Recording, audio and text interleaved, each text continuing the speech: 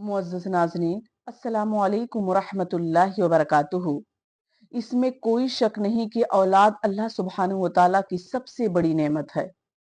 चाहे वो बेटी हो चाहे बेटा हो, और हमें इस नेमत की कद्र करनी चाहिए। और जो बे औलाद हैं हमें उनके लिए दुआएं करनी चाहिए। औलाद अल्लाह सुब्हानहू व तआला की तरफ से एक ऐसा अनमोल तोहफा है, वो जिसे चाहे दे और जिसे चाहे ना दे। खुद सूरह शूरा आयत नंबर 50 में अल्लाह सुब्हानहू व तआला फरमाते हैं कि यहबु लिमन यशाउ इनासा व यहबु लिमन यशाउ ज़ुकूर औ युज़व्विजुहुम ज़ुकरानन व इनासा व यजअलु लिमन यशाउ अक़ीमन इन्नहु अलीमुन क़दीर। कि वो जिसको चाहता है बेटियां देता है और जिसको चाहता है बेटे देता है, और जिसको चाहता है बेटे और बेटियां दोनों देता है, और जिसे चाहता है बांझ बना देता है। तो औलाद देना ये अल्लाह के इख्तियार में है, इंसान के इख्तियार में नहीं है। और औलाद अल्लाह ताला की तरफ से एक ऐसा इनाम है जिसके लिए अंबिया इकराम ने भी दुआएं की। लिहाजा हमें भी अपने अपने रब से दुआ करनी चाहिए और उसी से ही मांगना चाहिए।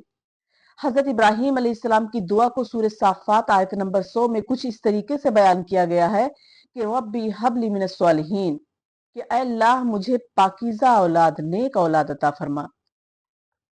हजरत इब्राहीम अलैहिस्सलाम वो जलीलुल कद्र नबी हैं जिनको अल्लाह सुब्हानहू व तआला ने खलीलुल्लाह का लक़ब दिया, और उनकी ये दुआ अल्लाह सुब्हानहू व तआला ने बुढ़ापे में कबूल फरमाई, जब आपकी उम्र तकरीबन कमोबेश 84 साल की थी। उस वक्त हालांकि इब्राहिम अलैहिस्सलाम ने इससे पहले भी दुआएं मांगी, लेकिन उनकी दुआ बुढ़ापे में जाकर कबूल हुई। इसी तरीके से हजरत जकरिया अलैहिस्सलाम को भी अल्लाह सुब्हानहू व तआला ने बुढ़ापे में जाकर औलाद दिया। हजरत जकरिया अलैहिस्सलाम ने जो दुआएं मांगी उसको सूरह आल इमरान आयत नंबर 38 में कुछ इस तरीके से बयान किया गया है कि हजरत जकरिया अलैहिस्सलाम ने अल्लाह सुब्हानहू व तआला से क्या दुआ मांगी कि रब्बी हबली मिन लदुनका ज़ुर्रियतन तय्यिबतन इन्नका समीउद दुआ, कि ऐ मेरे परवरदिगार मुझे अपने पास से पाकीज़ा औलाद अता फरमा, और बेशक तू दुआ का सुनने वाला है।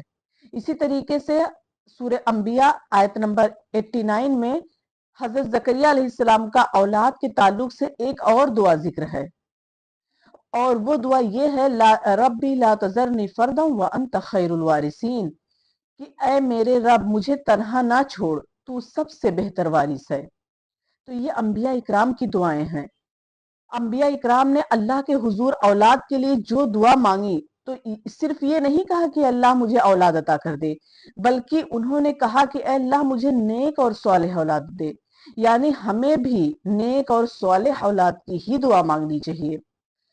और अल्लाह ताला ने अंबिया इकराम के जरिए से अपने बंदों को अल्लाह से दुआ मांगने का तरीका सिखाया है। तो हमें भी अल्लाह ताला से जब भी हम औलाद के लिए दुआ मांगे तो हमें नेक और सालेह औलाद की दुआ मांगनी चाहिए, क्योंकि इब्राहिम अलैहिस्सलाम ने भी नेक और सालेह औलाद की दुआ मांगी, हजरत जकरिया अलैहिस्सलाम ने भी नेक और सालेह औलाद की दुआ मांगी। तो हमें भी नेक और सालेह औलाद की ही दुआ मांगनी चाहिए। और और अपनी दुआओं में हजरत इब्राहिम अलैहिस्सलाम और हजरत जकरिया अलैहिस्सलाम की दुआ को शामिल कर लेना चाहिए। मेरी अपनी माओ और बहनों से ये गुजारिश है कि जो भी बे औलाद हैं तो वो मायूस ना हो, क्योंकि मायूसी कुफ्र है। और अल्लाह ताला फरमाते हैं ला तक़नतु मिन रहमतिल्लाह, कि अल्लाह की रहमत से मायूस ना हो। मायूस तो सिर्फ काफिर होते हैं। इसीलिए वो अपनी दुआ वो इन अंबिया इकराम की दुआओं को याद करके अपनी दुआओं में शामिल कर ले, और अल्लाह की जात से अच्छी उम्मीद रखें। इंशाअल्लाह भी जरूर उनकी दुआ कबूल होगी।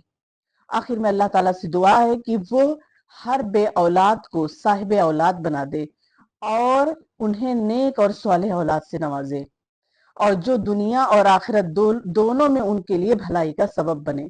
आमीन। वाखिरु दावाना अनिल हम्दुलिल्लाहि रब्बिल आलमीन। वस्सलामु अलैकुम व रहमतुल्लाहि व बरकातुहू।